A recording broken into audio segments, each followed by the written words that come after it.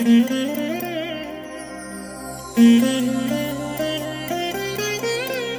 దినం పరము నుండి దిగివచ్చు మాట, ఇది నీ జీవితానికి వెలుగుల బాట, నీ ఒడిలో ఉంచబడిన దీవెనల మూట, అద్భుతాల ఆనంద ఊట.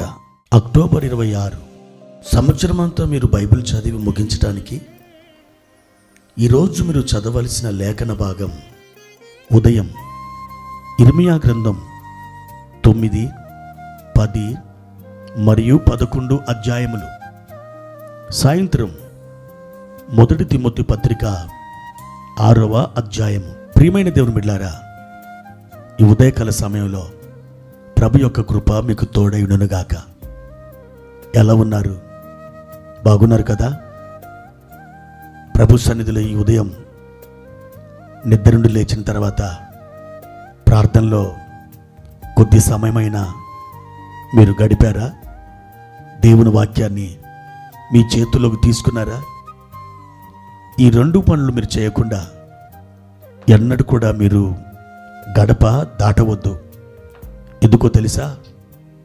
ఈ జీవితకాలంలో ఈ 2 పనులు చేయడం దేవుడు మనకిచ్చిన భాగ్యం.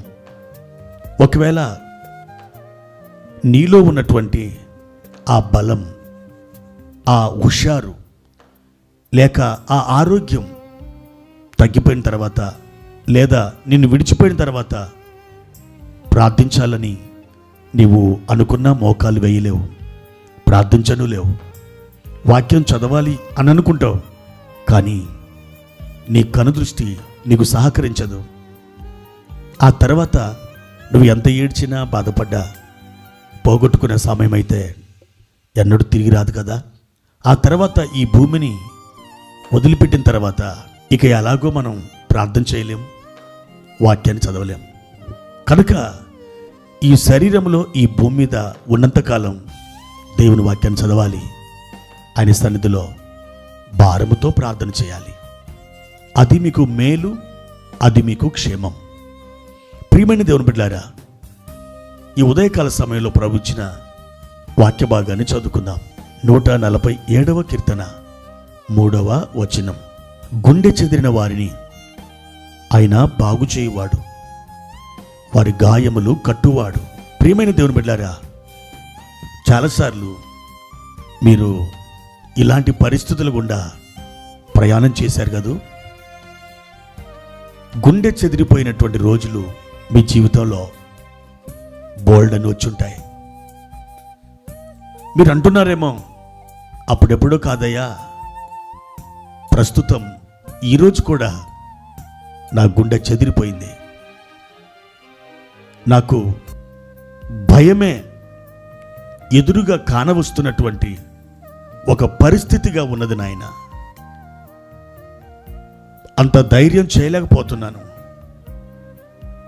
నా గుండె గజగజ వణికిపోతుంది, నాకు గాయములైనాయి, ఆ గాయాలతో విలవిల్లాడిపోతున్నాను. ఇదే ఒకవేళ మీ అనుభవం అయితే, ఒక మంచి వాగ్దానం ప్రభువారు ఈ ఉదయకాలం మీతో మాట్లాడుతున్నారు. నా బిడ్డ, నీ గుండె చెదిరిపోయిందా? నీ హృదయం గాయమైందా? ఇదిగో, చెదిరిపోయిన నీ హృదయాన్ని నేను బాగు చేస్తాను, ముక్కలైన నీ హృదయాన్ని నేను కట్టుకడతాను.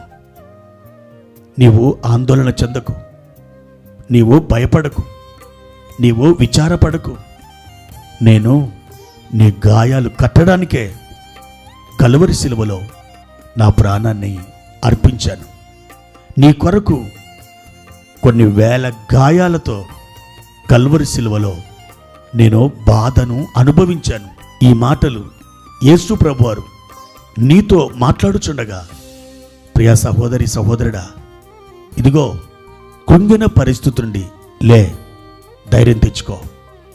నీకు మేలు చేయడానికి దేవుని హస్తం నీకు తోడుగా ఉంది. నువ్వు నమ్మితే ఈరోజే, ఈ పూట ఒక మహిమను నువ్వు చూస్తావు. ప్రభు యొక్క అద్భుతమైనటువంటి కార్యాన్ని నీ జీవితంలో అనుభవించి తీరుతావు. గాయపడిన నీ మనసుని, ముక్కలైన నీ హృదయాన్ని, చెదిరిపోయిన నీ గుండెని ఆయన మరలా బాగు చేయడానికి నీ చెంతకు, నీ పంచకు ఆయన వస్తున్నాడు. ప్రభువుని పిలువు, అయ్యా నా వద్దకొచ్చి విరిగిన నా హృదయాన్ని కట్టు, ముక్కలైన నా మనసుని బాగు చేయి. నీ తైలం పోసి నన్ను స్వస్థపరచు. చెదిరిన నా హృదయాన్ని ప్రభువా బాగు చేయనైనా. ఒక చిన్న మాట, నీ హృదయాంతరాళముల నుండి నీవు దేవునితో మాట్లాడగలిగితే ఈరోజు ఒక అద్భుతం నీలో జరుగుతుంది. దేవుడు, సజీవుడైన ఆ ప్రభు నీ జీవితంలో ఒక ఉన్నతమైన కార్యం జరిగిస్తాడు. ఆ కార్యం కొరకు ఎదురు చూస్తున్నావా? నీ ఆశ దేవుడు తప్పకుండా తీరుస్తాడు. ప్రభు నీకు తోడేయుడునుగాక. ప్రార్థన. ప్రియమైన తండ్రి, మీ ఘనమైన నామానికి వందనాలు. ఈ ఉదయకాల సమయంలో మీరు స్పష్టంగా మాతో మాట్లాడినందుకే వందనాలు. గుండె చెదిరిన వారిని బాగు చేయవాడవు మా నాయన, మీకు వందనాలు చెల్లిస్తున్నాం. చెదిరిన మా హృదయాలని మరలా దాని యొక్క స్థానములోకి తెచ్చి నిలబెట్టువాడవు మా తండ్రి. కృప చూపించండి, లేవనెత్తండి, ఆశీర్వదించండి. మహిమ, ఘనత, ప్రభావాలు మీరు పొందుకునమని యేసుక్రీస్తు నామములో అడిగి వేడుకుంటున్నాము తండ్రి. ఆమెన్.